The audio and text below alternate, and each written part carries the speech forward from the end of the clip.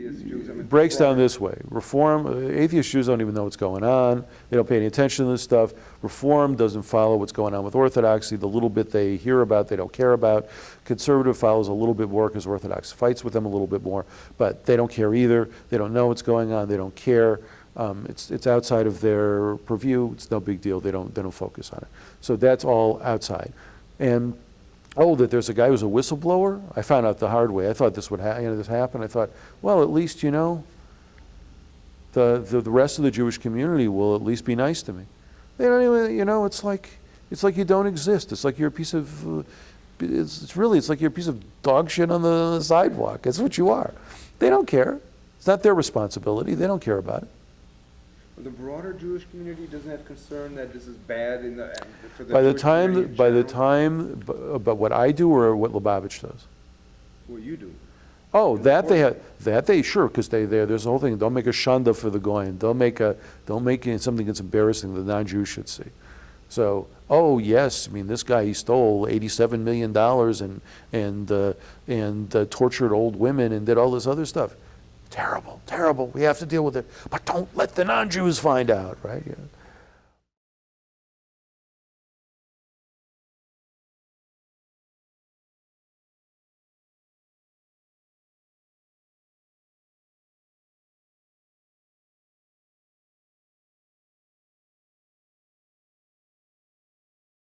They checked and then they started using it too. But so how much of your material is original and mostly it archived? Varies.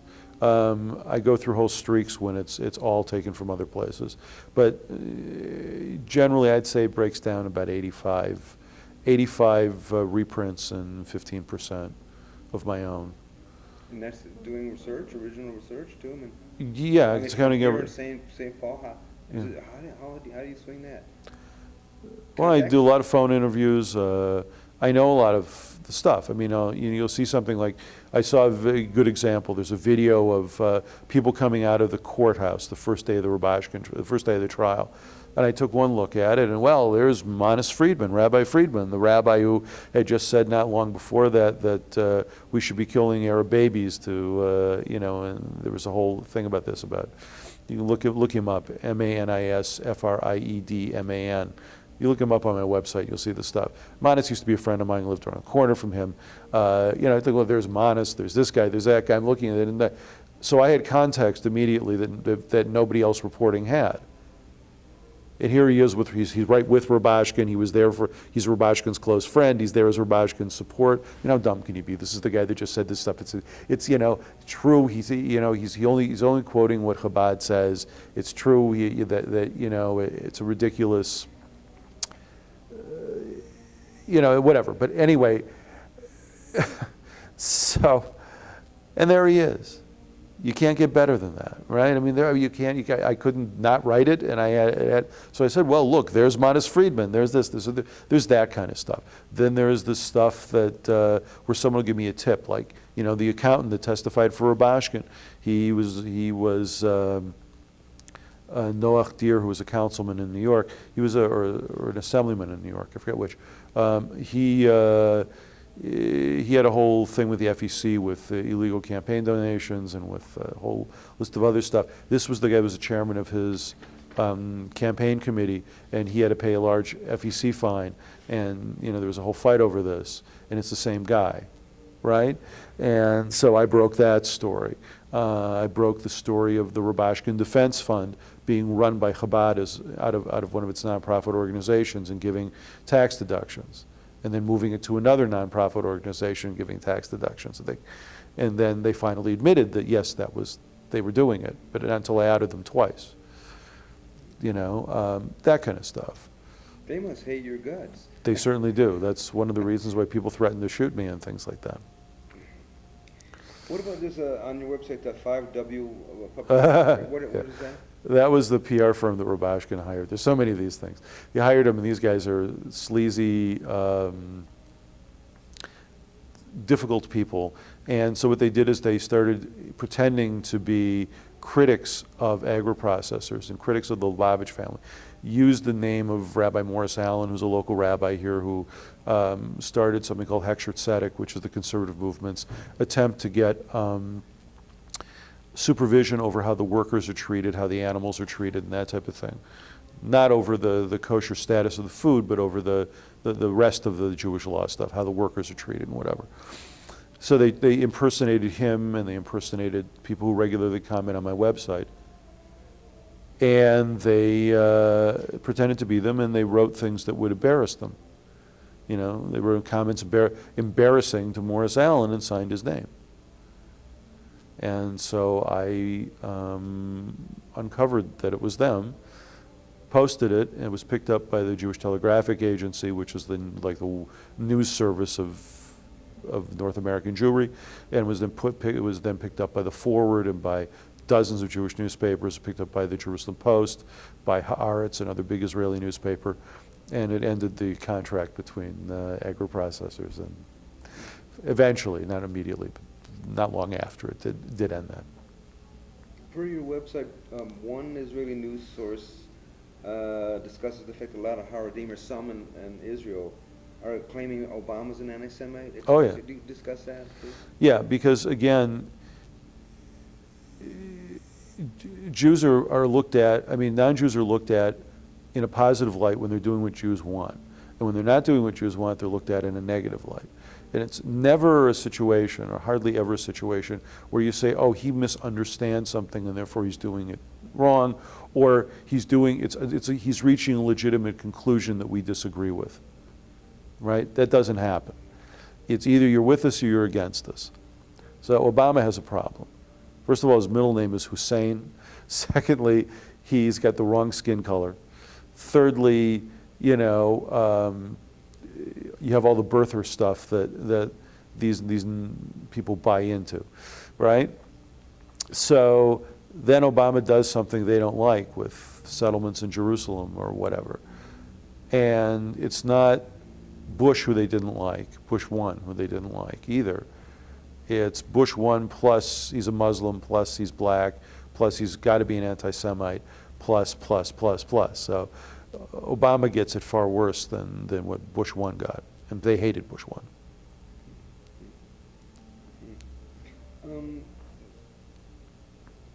In Postville, is there any reason why the Chabad synagogue is directly across from the biggest church in town and a cemetery? Is that just an accident, or is there any kind of strategy or ideology? I don't think there was any strategy or ideology. I think it probably had to do with what property was available. Just that. I would assume. But Yeah. but you have also told me that the church represents idolatry and all that stuff, so I'm confused. Why would they pick that exact spot? There probably weren't many choices. When it started, it was very small. I mean, realize you had, originally everybody came up here or to St. Louis Park, Minneapolis, for the Sabbath. They left on Friday, a lot later than they wanted to because Rubashkin wouldn't let them out on time. And they drove up here a lot faster than they wanted to, and often on icy roads, and sometimes meaning they skidded into ditches and things, and ended up staying in little hotels in small towns away from everything and wondering and cursing Rubashkin. But they had to get back up here for the Sabbath. And when Rubashkin finally opened stuff down there, I mean, when he decided he was going to try to build a community, and he opened a school down there, he moved down there full time rather than being there during the week with his family living up here. His family lived about 2 miles from here. When that happened, they had to have a synagogue. Well, I mean, they were still early in the structure of the plant. It was still in the first few years, and they needed a place. And Postville had not yet. They were dominating Postville, but they didn't quite have it all under control yet. So I'm sure that was what was available. Could you discuss that, dominating Postville? What do you mean by that? The Rubashkin family isn't in the kind of. They're not the kind of people that are going to let little matters like democracy and the desires of people who aren't part of their family or part of their community to get in the way of what they want. They're like the stereotypical bad company town owners. And so they had to get what they wanted. You know, you hear about the nice stuff they did for Postville. I think pretty much all of it came from EPA settlements, things like that. It wasn't like, geez, I see you guys need a new library. Let's, we'll pledge, 20,000 for books or something. That's not what was going on. Now, what about the fact these guys, the Chabad people in Postville, seem to fit the kind of classical anti-Semitic paradigm, which is to say, they come in, right? I mean, they start to economically control large parts of the town. They're segregationists, they're seclusionists. What's your sense of all that? Yes, that's true, but it's not true because that's what they set out to do so much. It isn't that, the reason it happened that way is because Rubashkin needed to control the town in order to keep the plant from being annexed to the town, because if it was annexed to the town, it cost him more money. It was annexed, I believe, in '97, in an election that Rubashkin tried to throw, by the way, but no one's ever reported that. I shouldn't have actually said that. I know it happened, and I know for sure it happened, but I can't get the people to go on the record. You're going to throw the election? Yeah, he brought in ringers from all over, pretending to be people who had worked in Postville and then left. But you can't prove that for a story, or what? I can't get people to go on the record. I've been told it. I know it happened. I've been told by people who did it, but they don't want their names used. And if they won't use their names, then I don't have a good way to, Is the new owner Hershey Friedman? Is he a little bit No, richer? no, he's an ultra-Orthodox Jew, but he's not a Lubavitcher. The suspicion is that he is somehow connected to the Rubashkins, and the feds couldn't find out. That they So tried, but nobody there's some knows kind of deal. his allegiance? It's hidden? I mean, to the Rubashkins? No, the public, to you. No, I mean, no, we know that he's an ultra-Orthodox Jew. We know he's prominent in the ultra-Orthodox community. We know that he's from Montreal. We know a lot about him. Okay? But whether he has a deal with the Rubashkins or not, a private deal, is unclear. I believe that there is a deal. I don't know if he's going to honor that deal, but I believe that there was a deal. And there's no good reason that Hershey Rubashkin would still be working at the plant, that Chaim Abrams would still be working at the plant, that Yossi Gurari, I think, is still working at the plant. Why are these guys still there? Are they the managers, the operations people? I don't know what their official titles are, but they're doing the major day-to-day running of the plant in several areas, and they're all Rubashkin family members or confidants. Why did a or guy both. like Alan, it's on your website, why did a guy like Alan Dershowitz come out for leniency? Well, look, I mean, Dershowitz is a defense attorney, and you don't want to see, when you're first of all, no defense attorney who works high-level federal cases wants to see a white-collar criminal, no matter how many counts he's convicted on, end up doing life or any serious time. They want to make an issue out of it, and they want the sentence knocked down, so they have a precedent for their guy that they're defending, 6 months from now or 10 years from now, and they can say, you can't put Leo in the slammer for 25 years because you only gave Shalom Rubashkin 3, right? That's what they want. So for that, there's broad support within that community, within the defense lawyer community. Then on top of that, you have, the real question is, why do you have so many former attorneys general who signed that letter? And forgetting the politics of it and who might have done it for political reasons, who for whatever, a life sentence is pretty draconian for a guy who did what Rubashkin did. The federal sentencing guidelines are skewed to putting people away for a very long period of time for crimes that don't deserve that much time. I'm not saying they deserve 3 years or 6 years, but they don't deserve 50 years. So there are people who are truly concerned with that, including people who are former U.S. Attorneys General, who would like to see the sentencing guidelines fixed so that doesn't happen. And this is an ideal case for it because especially if you haven't studied it closely, look, you got some rabbi and they're going to stick this guy away for life and he's got 10 kids and he's got an autistic son and all this stuff. I mean, how can you get better than this? This is like, the only thing better would have been before the scandal with the Catholic Church and the child abuse is if they were doing it to a priest. I mean, or a nun. I mean, what do you, a priest? The nuns hit too much, maybe. So, you know, I mean, depending what it is, right? So, I mean, this is like ideal for them. Let me ask a side question. I'm Sure. curious. What's your sense of the Israeli-Palestinian conflict? It's changed by the year and by the day. I used to be very right-wing. I'm much less so now. I don't think there's a good solution. I don't think the Palestinians are peace-loving people that want to sit around and have a falafel with me. Well, there are clearly Palestinians who do want to do that, but I don't think that's the majority by any stretch of the imagination. I think the Israelis have done bad things to Palestinians. Palestinians have done a lot of bad things to Israelis, and that there's never going to be a good solution to this no matter how you look at it. So the preeminent thing is going to have to be, is going to have to be security. And in order to achieve that security, when you're surrounded by 22 Arab states, which is what Israel is surrounded by, whether or not there are peace agreements with some or not, you're going to have to err on the side of more territory rather than less, and more protection rather than less. And so if you're asking me where I would come down, I would say I'm in between the right wing and the left wing right now. Floating in between, but Okay. but I do think that if you have to take some chances for peace, and you have to also do it with the understanding that it could be literally 4 or 5 or 6 generations, you know, God forbid, before you have a Palestinian population that truly does want to live in peace. At your website, you've got stuff like, you've got an article, for example, about settlers in the West Bank running on a rampage against Palestinian villages. Yeah. What's the relationship to Chabad, or how does that fit in? Not every. Oh, I don't. First of all, I don't. Not everything I do is related to Chabad. Only a small portion of what I do is related to Chabad. Much less than Chabad thinks. I mean, even Chabad, if they counted it, would see that it's only a tiny portion of the website. But I'm, you know, what can I tell you?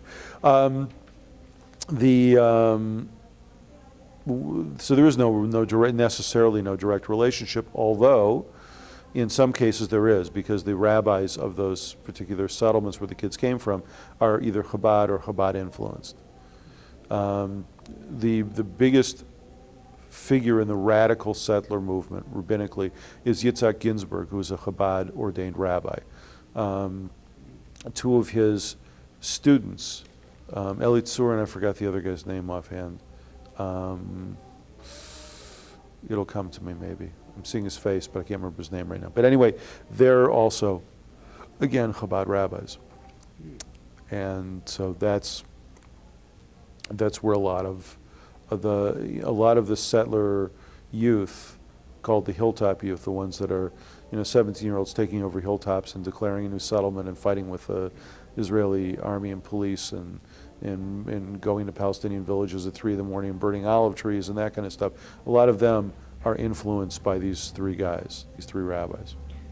Gush Emanim, do they have Chabad roots or? Not directly. I mean, there are people within Gush Emanim who are Chabadniks, and there are people within Gush Emanim who came from Chabad families, but it's not it comes primarily from the national religious theology of Rabbi Kook, who was the first Ashkenazi chief rabbi of Palestine, and his son, Tzvi Yehuda Kook, who was the Rosh Yeshiva, the head of the yeshiva, and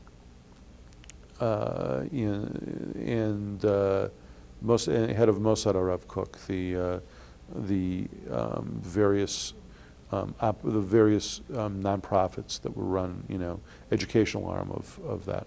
Someone told me that either now or before the chief rabbi of Russia was Chabad. Do you know that? Yes, he is, Beryl Lazar.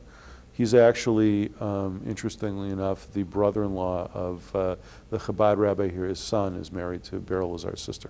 So I know Beryl Lazar's nieces and nephews. They're little kids.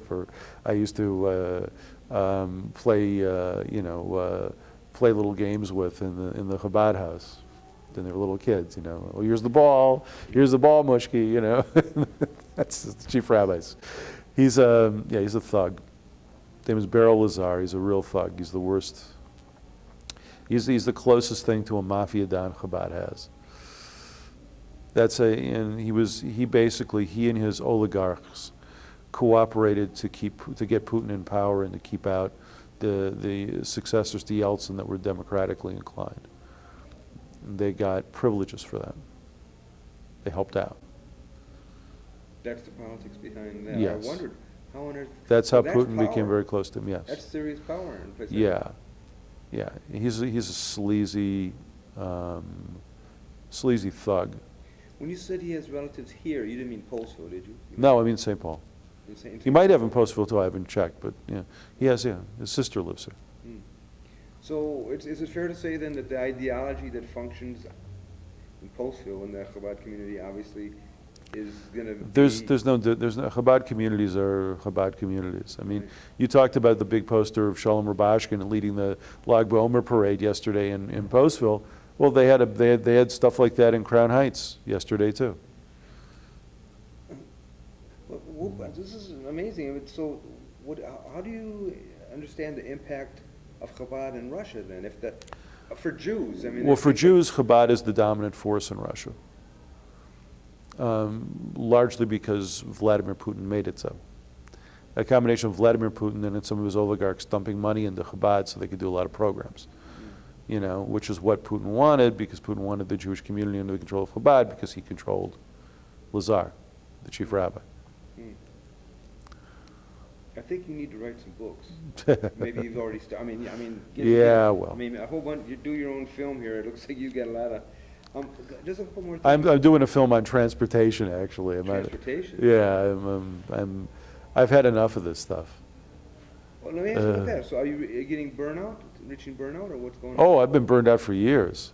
This is I just keep doing this. If it wouldn't be for those abused kids, I would have stopped a long time ago.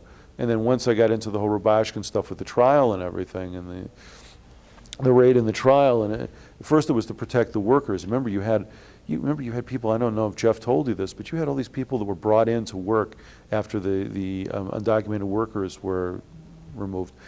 And so you had these undocumented workers that were hiding, and they didn't have any food and clothing and place to live a lot of times. And then you had the ones that were not hiding because they had the ankle bracelets on and were being held by ICE, but they didn't have any money, so they had to be paid for. And then you had all these people who were brought in that were basically penniless workers from Kentucky and South Texas and Southwest Texas and in Indiana and places like this. Excuse me. They were brought in. And they were dumped in there, and they were put. Some of these people were put 10 or 11 to these little houses. They were sleeping on mattresses on the floor. They were paying $400 a month for being taken out of their checks to sleep on a mattress on a floor in Postville, Iowa. Okay, 10 people to a house. That's what they were being charged by a combination of the landlords who claimed they didn't up the rent, and these personnel companies. One Force, which was the worst of them, I think, and Jacobson, who brought in these people, and there was another one, a Bravo, I think it was called, who brought in these people and then basically abandoned them. And so then you had the food shelf, suddenly having 150 people in line in Postville, little Postville, Iowa. There are 100 people standing in line in the food shelf, they've never seen before on a Wednesday, where everyone was looking for food, and they had no way to eat, and they had, they were charged for every move they made cost them all this money, and they were living in terrible conditions, and then, they couldn't get back home if they wanted to leave. And so it became, Jeff Abbas opened a soup kitchen in the radio station that he was running. And he had help from some people outside of Postville and 1 or 2 people inside of Postville, 3, whatever. That was basically it. And he was running every day. He was running a soup kitchen. Agri-processors had $11 million worth of meat in its freezer, of which maybe half of which was actually something a human being could consume, because some was so old or some was awful, whatever, but they had $11 million value to meat in there. A lot of it was non-kosher meat. They're not going to ever move that shit, right? It's not like it's not like they said, okay, Jeff, we're not going to admit any guilt here, we're not going to whatever, but, could you bring your truck over to the plant and we'll load you up with a couple of cases, here are 5 cases of hamburger, here's this, here's that, and you'll have what to deal with for. No. So there's Jeff Abbas, begging, borrowing money, and sending it. And and power is being shut off to the residences these people live in if they have a residence, and it's cold and it's winter, and they don't have food, and they're not going to have a place to live, and the mayor of Postville doesn't want to stay, wants to cut off all the water because they're not paying the bills, and we're not going to lose any more money, and let them freeze on. They didn't care if they froze on the streets, and and all the other stuff that was going on. Who fixed that? It was Jeff Abbas, me, and a couple other people. I'm on the phone with the state officials in Iowa, saying, look, I'm reporting on this, and are you really going to let these people freeze? So I'm doing this while, then I'm calling up Jeff and saying, okay, call up this guy and say, I'm really afraid people are going to freeze on the streets. Tell him this, because I just called him up and threatened him. You really want me to write that people are freezing? I said, the New York Times reads me. Everyone reads me. I may not have the biggest readership in the world on my own. I mean, I do have several million, page views a year. I'm not saying I don't have nothing, but this could get picked up by the New York Times. Is this how you want Postville to be viewed? Is this what you want Iowa to look like? Is this what the governor wants? So I would do this. I'd say, I shouldn't be doing this. I'm really reporting this story. I don't really want to be more than a reporter here, but I'm outraged. Do you know what you're going to look like? Do this, and then he would call up and say, I'm very concerned that people are going to freeze. Don't worry, Jeff, we're going to handle it. That's how the emergency aid came in. It was us. It was Jeff begging, and then me calling and threatening, and then Jeff calling back up to see what was going on, and them saying, Jeff, we're going to don't worry, we're trying, we're going to be coming in with it. And that was how they got anything in there.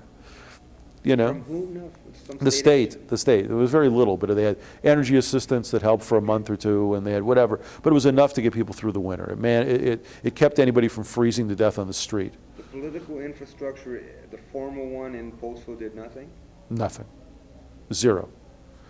In fact, it impeded. It did nothing. The churches did a little bit. The Mennonite church did a lot, mostly from outside of Postville. Then they got some Postville Relief Commission put together officially, and they brought in a woman who was a young woman who was a daughter of a pastor to run it, whose whole attitude was, I'm going to protect the plant because without them there won't be any jobs. So she kept covering up all the bad things the plant was doing.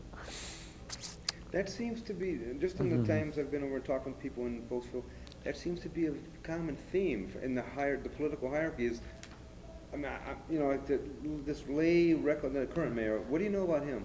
The rumors always was that he was taking gifts from the Rubashkins when he was mayor the first time. What do I know about him? I know that he's more competent than Robert Penrod under any circumstances, whether they were taking bribes or not, which therefore makes him a little bit more dangerous if he's dirty, and otherwise it's a good thing. I don't know him personally. I do know that they're way too willing to bend over backwards to whoever's going to have that plant, and they shouldn't be. They should certainly be polite and try to help whenever they can, but there's certain things you can't give on. I'm sorry, a little bit more if you don't mind. You're really a very interesting fellow. On your website there's an article, and there's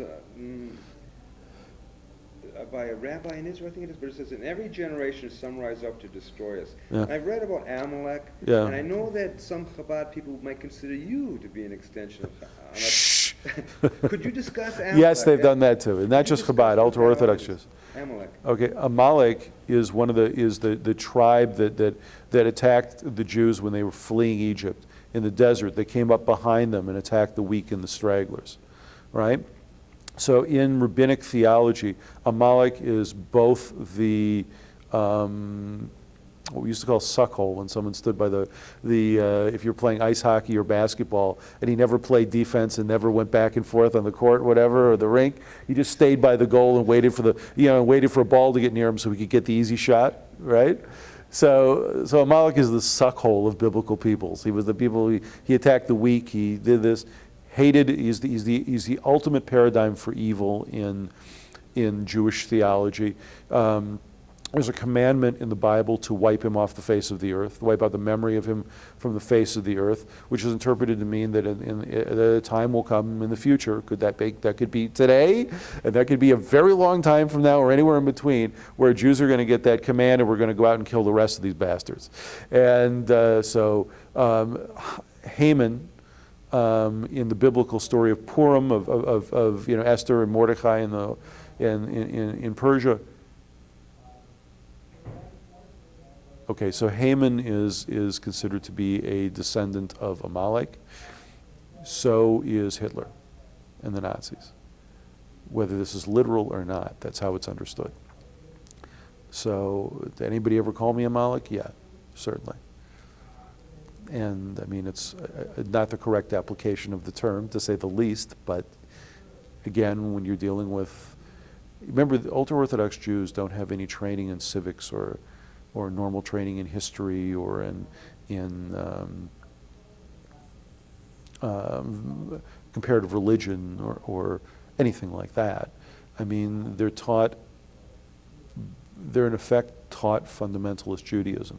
And anything else is extraneous and foreign. And so a guy like me, if you're not in, it's like when I had a friend, an Ethiopian Jew, who pioneered the escape routes out of Ethiopia through Sudan. And I used to call, he lived in Montreal for a while. And so before Operation Moses happened, he spent 2-3 years, whatever it was, in Montreal. And I would call him up, and at one point his sister got out and was living with him. She spoke like 4 words of English. And I didn't speak any Amharic. And I would call up, and I would say, "Is Baruch there?" And she would say, Baruch, no home, Baruch outside, right? So, because she that's what she knew how to say, Baruch, no home, Baruch outside, right? It's 5 words, whatever. So that's what she would tell me, and for several times I would wait for Baruch to come back in until I realized that you're either in the village or outside the village. You're in the apartment, you're outside. There's no in between, right? So if you're not inside, you're outside. That could be, outside could have meant he was in Los Angeles. He could have been in Jerusalem, right? So finally, I called him, Baruch answered, and I told him this, and he was laughing and laughing and laughing. He said, "No, you can't do that. You can't do that. If she says I'm outside, just say okay and hang up." I waited once, so these phone calls were $1 a minute again, and I waited like 15 minutes. And every once in a while I would say, "Baruch, is he coming?" "He outside." So anyway, in their theology, you're either in or you're out. You can be in as a non-Jew as long as you're not doing anything they consider to be bad. But once you're doing something that's considered bad, you're outside, right? Well, if you're a Jew and you're doing something bad, it's a little harder to be outside. But you're doing something like I'm doing. You're writing that their Rebbe might not have been the perfect person that he was portrayed to be. That he might not really have a degree from the Sorbonne. He doesn't. That he never got a degree from the University of Berlin. He didn't, right? Well, you're a piece of trash, and because the Rebbe is either God or next to God, you got a target on you that should be executed, and that's a big problem. But that's how it works. How does the story of Jacob and Esau fit into Chabad? How they treat outsiders, nothing? I don't think much differently than it would with any other Orthodox Jew. I mean, Esau is viewed as somebody who had a false sense of friendship to his brother Jacob when he really wanted to kill him. That throwing his head on the neck of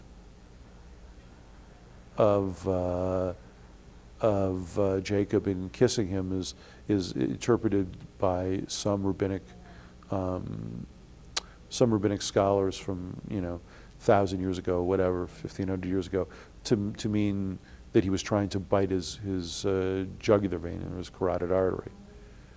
It's not viewed as a sympathetic figure.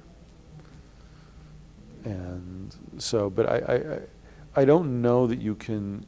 Yes, everything comes back to its biblical roots, but I don't know that you can separate how Chabad views this from how any other Orthodox Jew views it.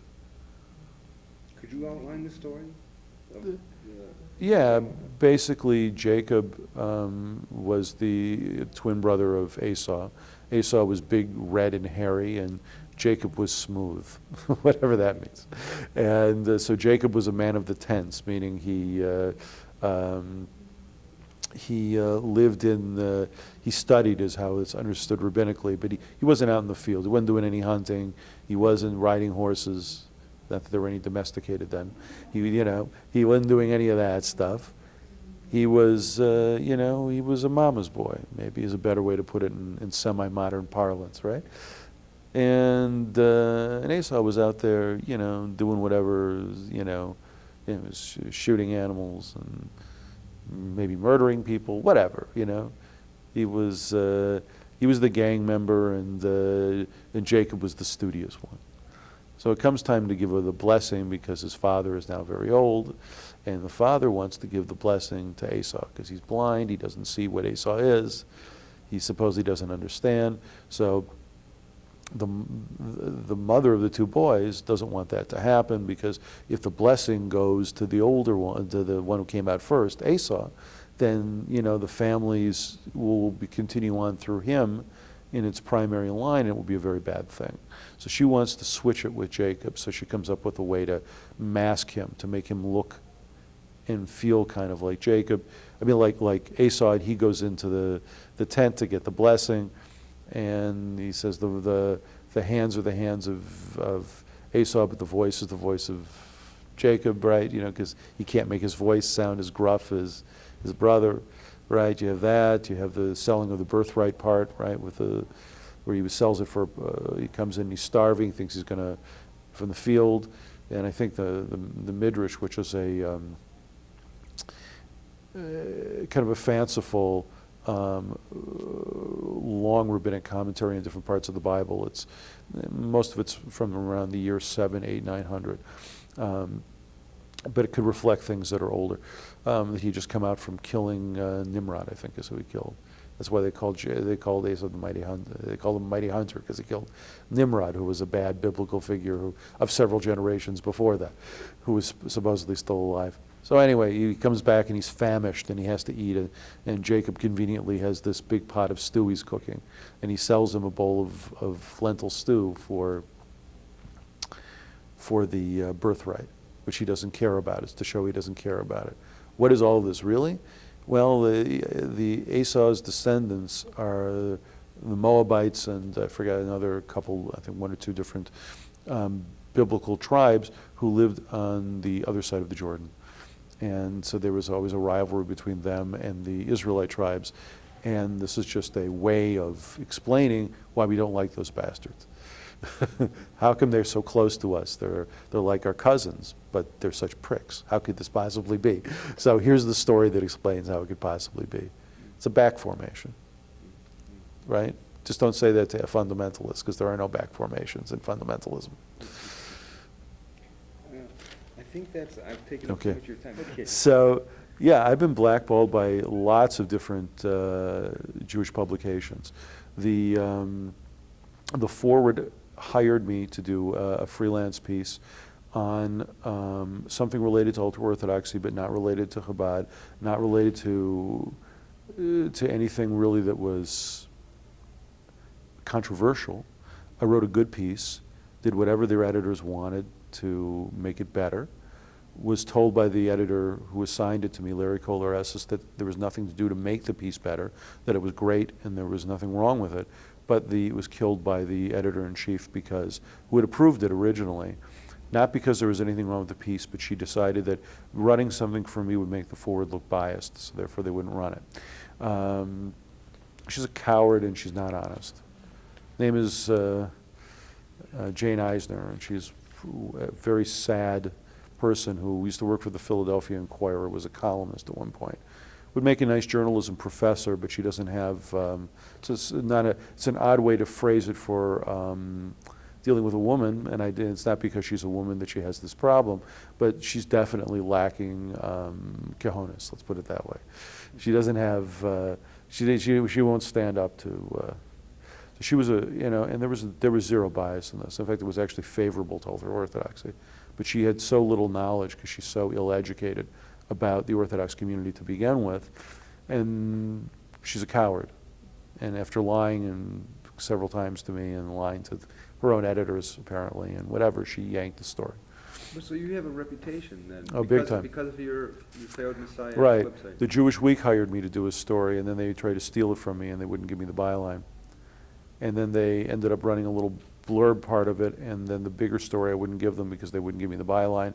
And they lied to me about the blurb part, why the byline was taken off. Oh, we just didn't have time to do it this way, so we did. But the next week you'll have the full thing. And then they tried to steal it from me. So I wouldn't let them steal it from me, and I did it, put it on my own website. They've never paid me. They owe me for that first article. They never paid me for it, and they won't do it. They won't let me write for the same exact reason. The JTA for the same exact, Jewish Telegraphic Agency, same exact reason. The fact that they have people, the JTA has somebody who wrote a book on Chabad that is widely considered to be what's called in the business a love letter. You know, it's glowing coverage of Chabad. It barely mentions any negative things. What it does mention is heavily whitewashed unless the people are on the outside of what mainstream Chabad wants. So she's a little rough on the messiness because the mainstream Chabad doesn't like the messiness. But the actual crap within mainstream Chabad, she doesn't write about at all. Her name is Sue Fishkoff.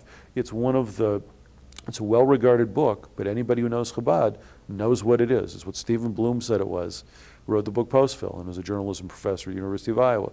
Took one look at it, said this is a love letter. That's what it was. She writes for the JTA. She covers Chabad all the time. She's not unbiased. Some of her best friends are powerful financiers who fund Chabad. One of them in particular. She's there. I could go through a whole list of people with extreme biases that work in the Jewish media and in the non-Jewish media. But you know how the system is supposed to work. It's the editors. You have to fact check the story. You have to make sure that every angle is being covered. It's not just the reporter. You have editors there to back this up and to make sure that you don't have a problem, right? I was never ever accused of bias, either with the Jewish Week or with the Forward. There was zero bias in what I wrote. The only question was getting stronger quotes. Not that there was any question of bias. So do all these agencies, these news organizations fear repercussions? Yes. Sure. Why? Because I'll give you several examples. The kosher food industry doesn't like me very much. A lot of the ads come from, in Jewish newspapers, come from kosher food manufacturers. Okay? The Orthodox Union has influence with a lot of them and can very easily say, please don't advertise as long as they're running his stuff. So they're afraid of that. They don't like Chabad is connected to a lot of very wealthy donors, and Chabad makes it very clear they don't like what I do, and it makes it clear to these newspapers. Listen, I have a friend who wrote one of the early stories about Chabad Messianism, and they worked for the Forward. He was then a senior reporter, and he became editor at large, and he started his own thing. And has been independent for, 10, 12 years or whatever. But he wrote a piece, and they accused him of lying, of making up quotes that no one today would bat an eye at because they're evidently true. You couldn't hide the fact that they're true. So anyway, they accused him of lying. They tried to get him fired. They had a whole long process against him, which failed. But they tried very hard to get him fired. And that was the old Forward when Seth Lipsky was the editor, and who is a guy with, he's a neocon, but he's forgetting his politics for a moment. The man knows how to run a newspaper, and no one's going to push him around. But that is not true with who runs the Forward today. So what's the message, central message in this? I mean, is it something about the truth being too hot to handle? The central message is that whistleblowers get treated like shit everywhere you go. And that people who, and I don't want to call myself a hero, and I don't want to say that I'm a great guy, because it's really not true. But having said that, I fill the role of a whistleblower. I fill the role of a guy who's exposing bad things that need to be fixed. And I'm treated just like most of those other people who do this are. I'm threatened with death. I'm threatened with financial repercussions. My advertisers are threatened, which is why I often have very few ads. It's why I'm basically completely impoverished. They threatened Google. They went to Google and got Google to ban me. Google considers me to be a hate site, that I'm anti-Semitic, that I discriminate against. I made a point to them. I said, you have sites that are calling George Bush a Nazi, and you have your ads running on the sites, and you're banning me. And then you try to get a lawyer to sue Google. I have lawyers who looked at this, at the top firm in the country look at this, who does this kind of stuff. They said, you have a strong case, you'll win. Here's the problem. Google will take a long time. They'll make this go at a very slow pace. This will actually get to the trial portion a long way into this. It'll cost $50,000 pre-trial. $50,000 pre-trial. Easily. To sue Google? To sue Google. Putting you on a hate site? And banning me so that I therefore can't take Google ads and can't place my own ads. Meaning, Google ads is the primary moneymaker for internet sites today. It's not the display ads. Most of the money comes from Google ads. So I got cut off years ago and have been consistently cut off. They cut off all my websites. I had a website that dealt with weight loss. They cut that off. I had a website that dealt with Alzheimer's disease. They cut that off. I had, things that had nothing to do with anything that my name was any loosely associated with was all cut off.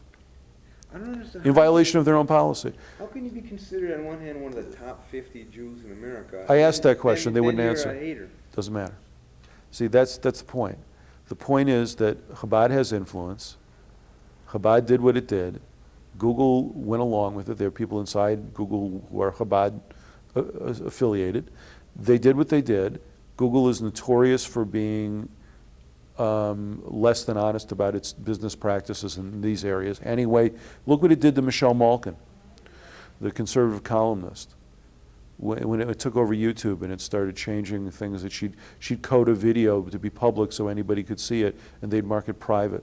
They'd override her so nobody could see it. And they did all these other things. You look at Jeffrey Rosen I think it's Jeffrey Rosen, did a profile on Google where he actually brings this up. And Michelle Malkin's videos that the Google was overwriting and was hiding and was doing stuff suddenly magically appeared during his interview with Google senior staff after he asked about them. They freed it up and then they brought in a laptop and said, "See, you can see them."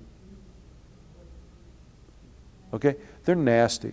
But the problem is that for any law firm to recover what it's going to cost, we've gotten to the point now where there's just about enough in damages so that they would be able to get, their third of it if we win without anything punitive. They can't count on that.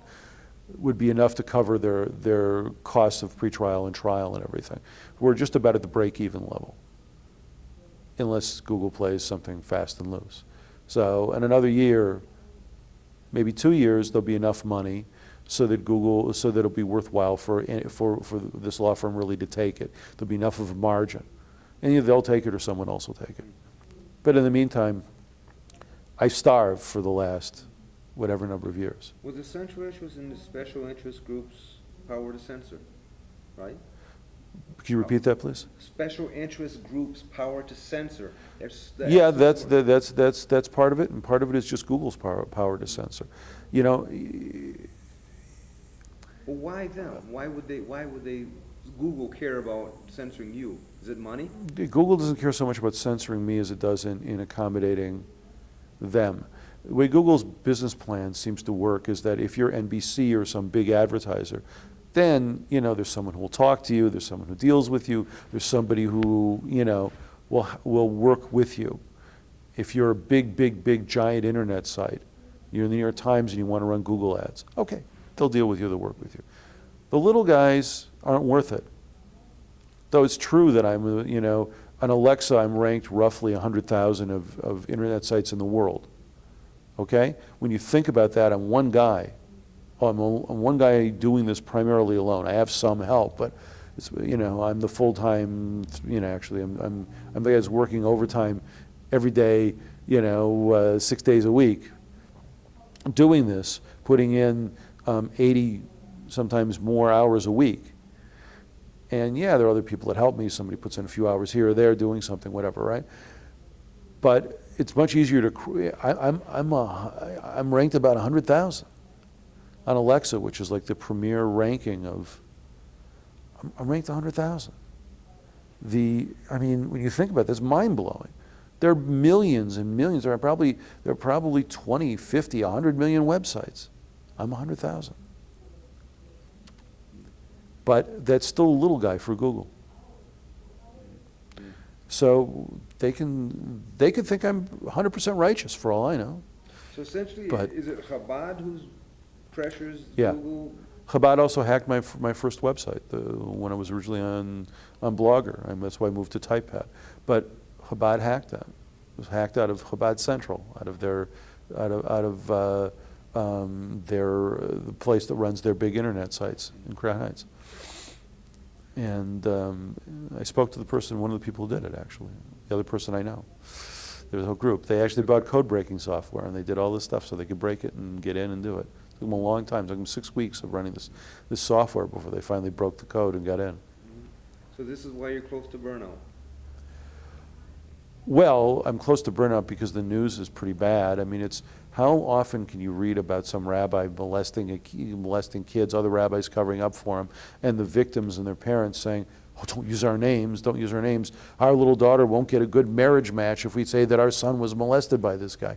I mean, how many times? I just had this last night with somebody, and I said, at what point do you have to stand up and save somebody else's life?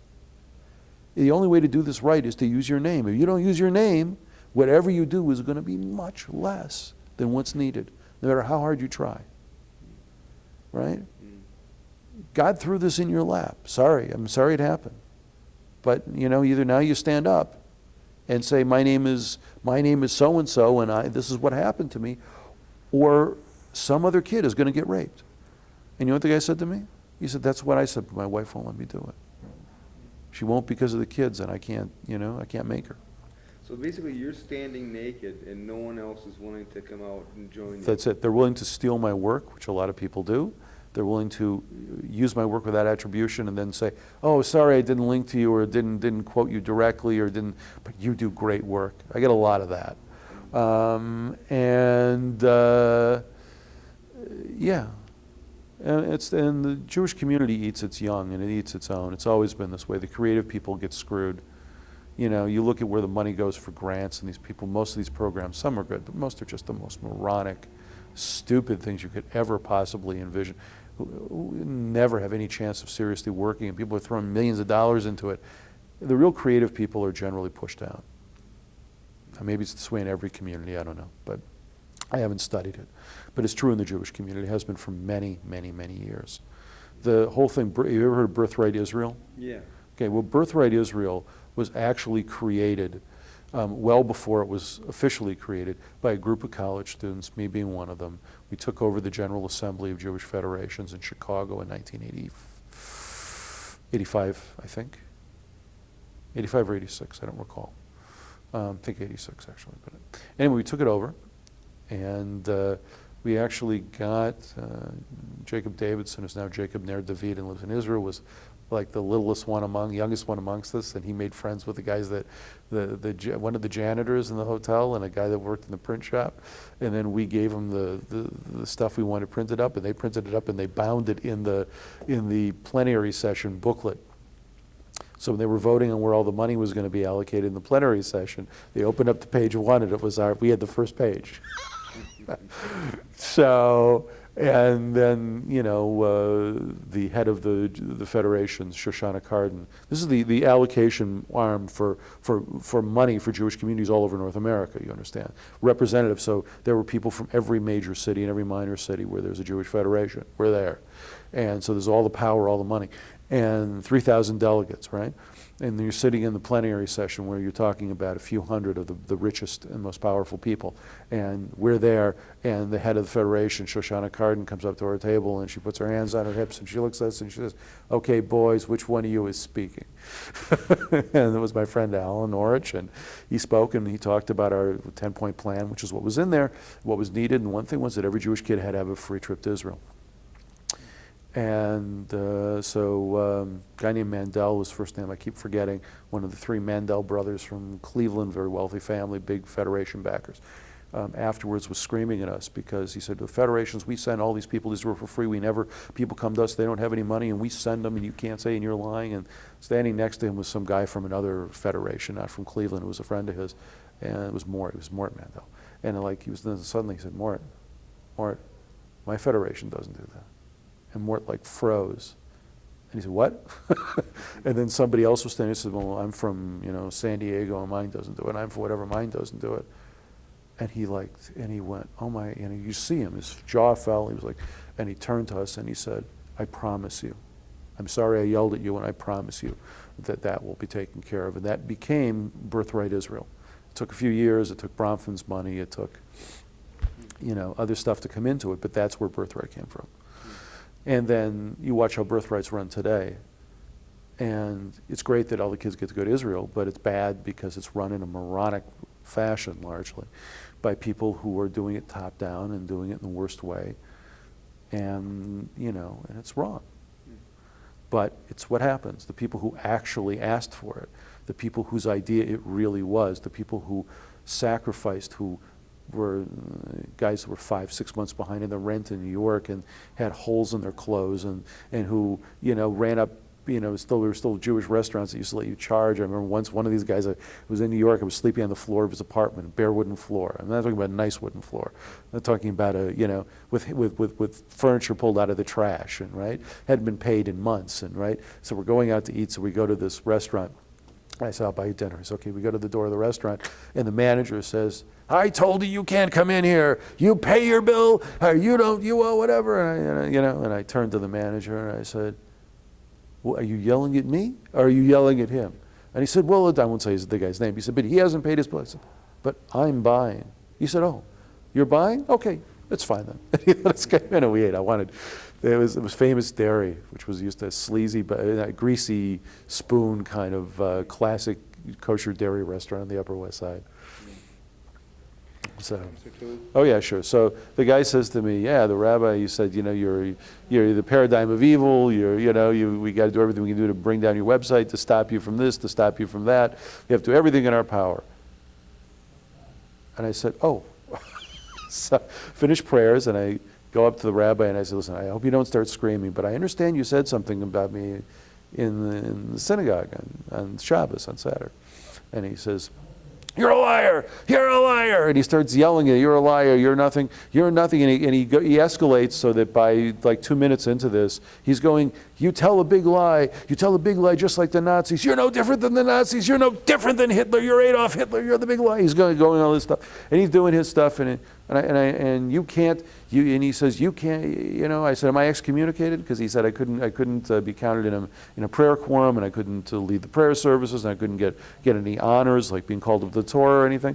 I said, and he said, oh, no, you're not excommunicated, you're the next best thing to it. And he was ranting and raving, and they threw me out. They wouldn't let me have any of the honors and all this stuff, wouldn't talk to me, ran off. The guy that was driving him, the same guy was supposed to meet me for coffee, he never showed up. He was going to talk to me to try to calm me down. He never showed up. I waited for him, and then I left. And then I meet guys after that. I never went back to the synagogue after that, except for I went that Passover, which was a month later, and there was a ceremony where you burn a symbolic amount of chametz, of leavened food before, right?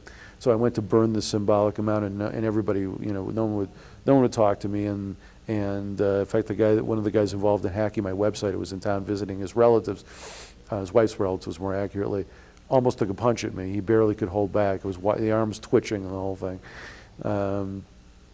and people were extremely rude, and I left. And no one would talk to me. And I'd run into people in grocery stores privately when no one else, I'd run into one of the they all talked to me, right? Except for the two head rabbis. Everybody else talked to me. They'd see me, they pretty much, they would all talk to me, they'd be nice. Maybe 3 rabbis. Another one wouldn't also. Everybody else did. Until somebody else would walk in. So I'd be in this conversation for 20 minutes with some guy from the community, one of the rabbis, and he'd be, having a great time, and then out of the corner of his eye, he would see another person walk in mid-sentence, he would turn around and walk away. This kind of stuff going on. And the people who were mad at me, I would say to them, would you please look at the material? Look at the Rebbe's letter, look at my letters to the Rebbe, look at the return receipts, look at all the stuff as you see it. Before you make a decision about what I am, they wouldn't look. Not one of them would look. They made their decision. They made their decisions, they took their action, and they attacked me without ever looking at the evidence. Now, you can't get more closed-minded than that. People who had been my friends for 20 years stopped talking to me overnight, stopped relating to me overnight. I became a complete outsider overnight and never once looked at the evidence. You cannot get more closed-minded more weird, more cult-like than that. But that's what these communities are. That's what Chabad is, and that's what other ultra-Orthodox communities are. And what kind of synagogue was this? An Orthodox synagogue? Yes, it's officially not a Lubavitch synagogue, at least it wasn't then, but it was controlled by Lubavitch. It's called Adath Israel. It's about 2 miles from here. So years ago this occurred? This occurred in 2004, right after I started my website. Month after. And your crime and all this was the website? Well, actually, not a month after, a couple weeks after. Yeah, it was the website. It was putting up this information. How dare you? How dare you have that up there? How dare you have an article from French press service about a Lubavitch rabbi in France who heads a big community in France saying the Rebbe is still alive when he's dead? How dare you print that article? You know. What about the wider Jewish community? Do you get this sometimes from them too? I get a different thing from them. I get the thing where, oh, you're bigoted. Why are you bigoted? Why am I bigoted? Well, you're bigoted because you said these horrible things about Lubavitch, and my rabbi isn't that way. I'd say, oh, who's your rabbi? And they'll say, oh, it's Rabbi whatever. I say, yeah, he's a nice guy. What about these other rabbis? Oh, I don't know them. So you're telling me because your rabbi is a nice guy, and the rabbis that did this to me are not nice guys, that you therefore think I'm lying? You therefore think I'm a bigot because I reported that they did this or whatever? Well, what are you talking about? Well, what about the broad, like Reform Jews and conservative Jews and the atheist Jews? I mean, It breaks down this way. Atheist Jews don't even know what's going on. They don't pay any attention to this stuff. Reform doesn't follow what's going on with Orthodoxy. The little bit they hear about, they don't care about. Conservative follows a little bit more because Orthodox fights with them a little bit more, but they don't care either. They don't know what's going on. They don't care. It's outside of their purview. It's no big deal. They don't focus on it. So that's all outside. And that there's a guy who's a whistleblower. I found out the hard way. I thought this would this happen. I thought, well, at least the rest of the Jewish community will at least be nice to me. They don't even. It's like you don't exist. It's like you're a piece of. It's like you're a piece of dog shit on the sidewalk. That's what you are. They don't care. It's not their responsibility. They don't care about it. The broader Jewish community doesn't have concern that this is bad for the By the Jewish community in general? but what I do or what Lubavitch does? What you do. Oh, sure, because there's the whole thing. Don't make a shanda for the goyim. Don't make something that's embarrassing the non-Jews should see. So, oh yes, I mean this guy, he stole $87 million and tortured old women and did all this other stuff. Terrible, terrible. We have to deal with it. But don't let the non-Jews find out, right? Yeah. Okay, I sympathize in more ways than people understand, but give me another way to deal with it. Find another way that this works. I'm willing to listen. All the secret rabbinic tribunals didn't work. Relying on conservative reform and atheist Jews to do something about their off-the-path Orthodox brothers didn't work. Waiting for modern Orthodoxy to deal with ultra-Orthodoxy didn't work. Okay, what is it exactly is supposed to work now? What's the next trick you're gonna give us? What is it that we have to do? And that's the thing. They don't have answers to what should be done. They just know what shouldn't be done. So is it a generic kind of internal censorship about all these issues? Yes, there's that, and there's the idea that yes, he's right, but he's a bastard because he did it. I'll tell you my first clue that this was not going to go well. First clue is I contacted an old friend of mine who I had lost contact with, who was a professor and very good guy. And I told him, I put up the website and this is what happened, and I got thrown out and all this, I'm shocked by what happened. I was still stunned by it. And, and it's all for this issue we both cared about together, whatever. And well, what do you expect? It's a cult. And he's like the open-minded one. What do you expect? It's a cult. There's never an understanding of, okay, now what does this guy do after 20 whatever years? He has no college degree. He gave 20 years to this movement. He got tossed out. He can't work anywhere in ultra-Orthodoxy. He can't work anywhere in Orthodoxy for that matter. What's he going to do?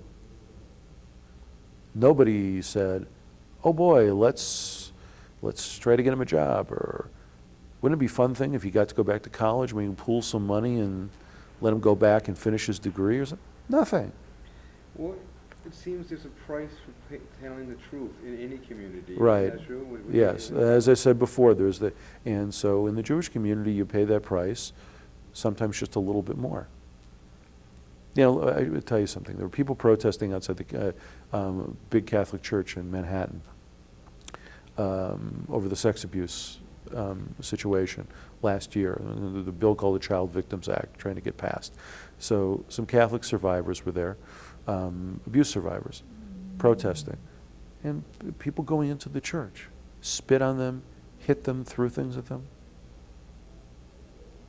I mean, these are people who were abused by priests. Maybe one of them is an opportunist. I don't think so, but could it be? Could it be a couple of them are mentally ill? Well, who knows, right? But I mean, you don't have a little sympathy for these people? Instead, you treat them like this? Yes, this is very interesting. There's a million interesting things about you, sir. But I'm very curious about what would your opinion be? What is your opinion? I know a guy, a Jewish guy, who has been protesting a synagogue. He's very adamantly anti-Israel. Okay, him and a small group. There's 4 or 5 Jews in it, and there's a few other people, and they protest at the synagogue every Saturday. They've been doing it for years. His attitude, or his experience is exactly yours. He was kicked out of the synagogue. All these things. I recognize your politics about Israel are not the same, but what's happened to him is the same. And I'm wondering, would you tolerate if you were a member of that synagogue? Would you tolerate him standing outside? What would your position be? Well, it depends what you mean by tolerate. Would I want to punch him? Probably. I mean, look. I mean, that's human nature, but I guess there's a difference. If day after day, week after week, month after month, year after year, every story I posted was about Rabbi Asher Zeilengold, who threw me out, and the guys from St. Paul. And everything was either them directly or somehow tied into them. And that's all I reported. And that's all I did. I think, people would rightly call me a little obsessed, have some kind of a problem, right? That would be pretty legitimate. I mean, unless I had uncovered some deep connections to the mafia and a whole list of other things. I mean, this would be pretty, unless they're running drugs and doing other stuff. I mean, after a while, you do occasional pieces, but day after day, week after week, ultra-Orthodoxy as a broad grouping has a lot of crap going on, which I hope gets cleaned up in a lot, and most of the people who do things similar to what I'm doing, hope gets cleaned up. They're not, people don't do what I do because how fun it is. I revel in another bad story about those horrible people with big beards and funny hats. Not really, it's kind of nauseating actually. Sometimes you do get that, gotcha feeling when you knew someone was crooked and someone finally got him. It's like, yeah, finally, someone finally pierced the veil and got that son of a bitch, right? When stuff has been going on, but there's no way to get in there, right, and get it, and someone does it. It's great. But in general, it's just sickening. And I do what I do not because I get some perverse personal pleasure from most of it. I do what I do because by doing it, it brings pressure to bring change. Change that can't be brought on the inside by itself. And unfortunately, because of the politics of Brooklyn, which is America's very own third world country, and is one of the more corrupt places you could possibly live. I mean, without pressure that I generate, that now the Jewish media to some extent is generating, without that pressure, there wouldn't be any change. The guys that do what I do, without us, the change won't happen. And so that's why we do what we do. Who's we?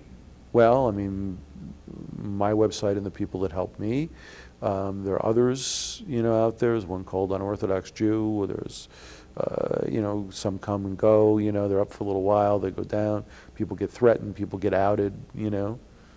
I was always public. They couldn't out me. I remember one guy tried very hard to out me, and he threatened me. He sent me an email. I'm going to find out who you are, and I'm going to do this, and I'm going to. And I said, what the fuck is wrong with you? That's my real name. And it was like, oh, well, I'm going to destroy your life. I said, hey, you're a little late for that, So I had a guy that was going to run me over with a car about a month ago. We're going to come, we're going to run you over the car, we're going to, do this, we're going to do that. Try to cross the street, we're going to gun you down, we're going to run you down. I mean, I get this, this stuff where I'm a Moloch, so I should be killed. I'm Hitler. I'm no different than Hitler. I'm no different than a capo. I'm a Rodif, which is what Yitzhak Rabin was called before he was shot. I get that stuff a lot. And don't like it, but, it comes with the territory. Other people get that stuff and they freak out and they can't handle it and they go away. Or somebody exposes them. And they go away. Has this been worth it? Your In what- journey with this? In what sense? Any sense? In what it did to me personally? No. I mean, if you want to say the personal price I paid for it, no way. I've lost a tremendous amount of money. It's made me very unwell in some ways physically. It's not a comfortable thing to get regular threats, to deal with people who are truly not nice. Most of my people, even the people who don't like me and the people who do like me, are really actually very nice people. I mean, I get people who criticize me and get mad at me even, but are really decent people. And so don't think it's all, or even a majority, but there are enough people out there who are real, I can't find a nice word to use for them, they're real pricks, okay? And it's not something that when I get a threat, I don't start shaking and say, oh, I have to hide. I have ways to protect myself, and there are other people involved in that also. But it isn't that. It's that it just takes a psychological toll. It takes an emotional toll.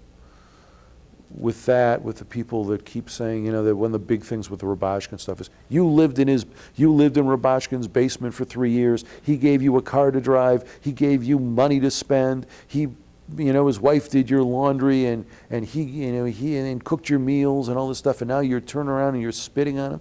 I never lived in Rubashkin's basement. He never gave me any money. I ate in his house on a very common thing in Orthodox Judaism to go to different people's houses on Shabbos, especially on the Sabbath, especially if you're not married, which I wasn't. So you go to different places, and there, so he'd invite me once in a while, 3, 4 times, whatever it was, over the course of the time he lived in St. Paul.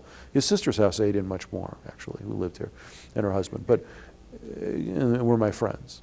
But, I mean, I didn't live in anybody's basement. I didn't take anybody's charity. I didn't drive anybody's car. And they're writing this stuff. And this is something that, hurt me more than all the threats. Because it was lying about who I was, lying about what I was doing, making it seem as if I was turning on someone who had really given me a lot of special kindness. And I found that just to be very offensive, because the people reading my website, a number of them knew it was false, and they didn't say anything. And I told the local Chabad rabbis through people, I don't have direct contact with them, but through one of them through his son, another one through someone else, that I thought this was just way beyond the pale, and that it would serve them well to correct this because they know it's false. Never did it, won't do it. Told them in New York they should correct it, wouldn't do it. So you've actually met Rubashkin? He was my friend for 20 years. You knew him that well? Yes. For 20 years? What's he like? He's personally a very nice man. All the nice things you hear is true. It's just, gives a lot of charity. How much of that is from stolen money, I can't tell you. A lot of it probably. Did he want to be running the plant? No. He wanted to be a rabbi doing outreach. His father made him take over the plant. That's true. Was he depressed about it? Sometimes, probably. In later years, especially after the raid, and a few days before it. But if you met Shalom Rubashkin on the street, and you didn't really know who he was, and he didn't know who you were, you'd say, "What a nice guy." If you were a guy standing on a street corner and your car had broken down and you were trying to get, to St. Paul, originally from St. Louis, and you'd stopped through Postville for some reason and your car broke down and you need to get a new axle put on or something, right? He's the kind of guy that would hear your story and say, "Why don't you take that car over there? Here are the keys." What are we talking about? Chabad members, Jewish members? No. Anybody on the planet, or? Anybody. Anybody. Anybody. You've seen that? He's been generous to non-Jews? Or? I've never seen it. I've been told that he has, and I trust that he has. But I've seen him definitely with Jews do it, and I believe that he has with non-Jews. On an individual basis, whether he has a business connection with them or someone just struck him as, he comes from a family that's bizarre, in a good way and bizarre in a bad way. The bad way is that they're like sociopaths. They don't think they're doing anything wrong. They can take your money and, no hard feelings, just business. That they lifted your wallet, just business. You want something to eat? I mean, they're serious about it. His brother Moshe, there's legions of stories about him from the Allentown Mill and that he went to jail for. First for passing bad checks, and then the second time for doing it was an EPA violation with leaving hazardous waste, but it was really that he burned down the mill. But, it was the feds were like, "What are we going to do?" I mean, they had him clean on this, and it was a second time offense, so it was enough, and defrauding the city of Allentown. There was a whole conspiracy with his family, a whole list of stuff, and they ended up just putting him away for the hazardous waste, and his kid away for making a false statement. He pretended to be a guy named Sam Sternberg who owned the thing rather than the Rubashkin family. I mean, you can't make this stuff up. But you've talked to the prosecutors in Allentown or the feds that dealt with them, and Moshe Rubashkin, cost some people, I know, hundreds of thousands of dollars, and then he got a fresh goose from somewhere, got it killed, put on ice, and flew it to their office across the country with himself, and went in and knocked on the door. Comes the executive suite, knocks on the door, and they're like, "What do you want?" And it was before Thanksgiving or Christmas or something, and he said, "Oh, I just want to let you know, no hard feelings," and he had a fresh goose for them. I mean, and he's serious. It's not like some kind of mafia thing. It's not like he has a horse's head left in a bed or something. Okay, they're crazy when it comes to that, right? Because they're this. And on the other hand, you go into a Rubashkin house, and your odds are you're going to find somebody living in the basement that has no money that they adopted for a while, and they'll have people over to eat that this guy's a great scholar, and this guy's this, and this guy's that, and half of them have no money, and this whatever. They're great at that. The mother runs a restaurant in Brooklyn that is like half soup kitchen, half restaurant. Moshe Tuvia Leaf was the rabbi in St. Louis Park, running out of... If I were in the non-Jewish world, the secular world, chances are somebody would have looked at me and said, "Yeah, you've got a lot of talent, you do this well, you do that well, and let's give you a shot at doing this, or let's, make it possible for you to do it." In the Jewish world, that's almost impossible to happen, because nobody wants to be the person that helped out that horrible person that made public our sins, even if it was the sins of the Orthodox who were not Orthodox, even if it was the sins of a guy who was doing tremendously bad things, even if it was the sins of a guy who was raping children. They don't want any part of it. They're more concerned with how they look to their donors and their fellow Jews than they are with the truth, than they are with protecting anyone from being hurt, than they are with anything else. The Jewish community is unfortunately very bad about these things.